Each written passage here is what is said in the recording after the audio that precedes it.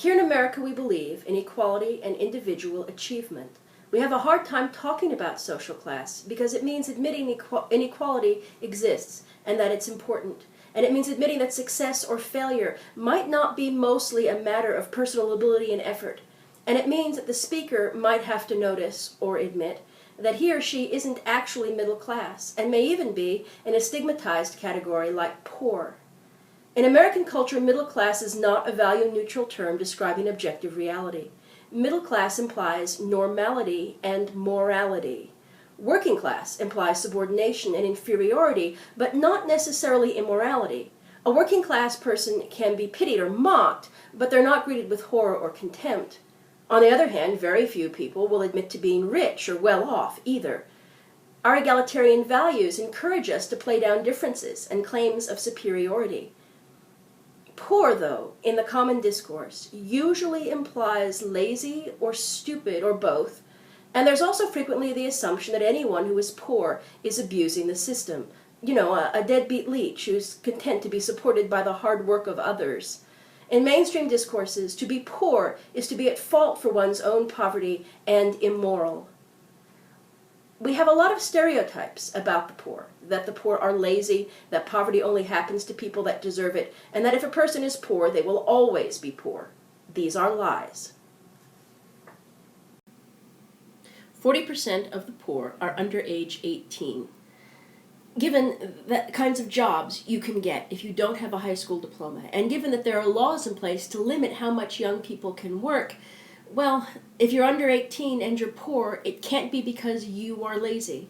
In addition to that, 10% of the poor are over 65.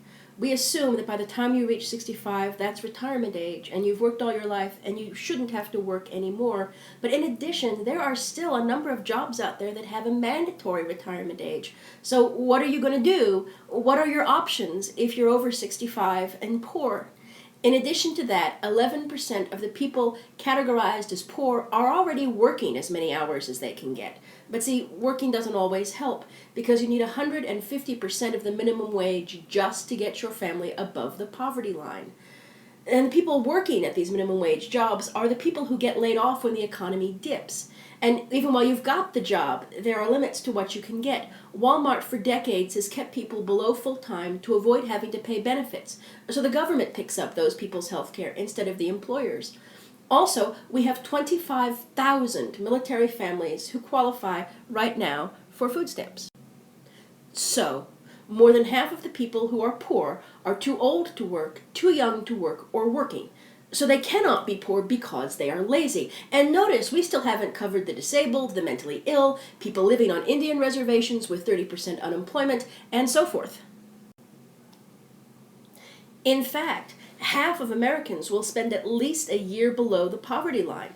Given that our productivity and corporate profits are at record highs right now, and we all average well over 40 hours a week on the job, it doesn't seem to me like we're a lazy country. And yet, our poverty rates are spectacularly high and growing.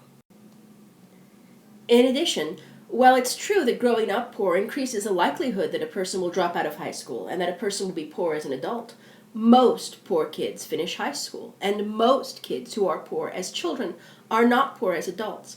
In fact, 88% of the poor are below the poverty line for 5 consecutive years or less. And the faster a poor person gets help, the less time they spend being poor.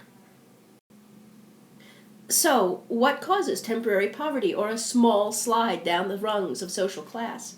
Well, layoffs, of course. Even during good times, it may take months for a downsized worker to find a new job, and the new job they find may not be as well paid as the job they had. As much as 20% of workers never find permanent work again at all. Manufacturing jobs lost to outsourcing or to automation tend to be the better paid union jobs. The service economy jobs that we have left don't pay as well. They're often temporary, and they have fewer benefits, if they have any benefits at all. And this doesn't count recessions. This is what happens when times are considered good.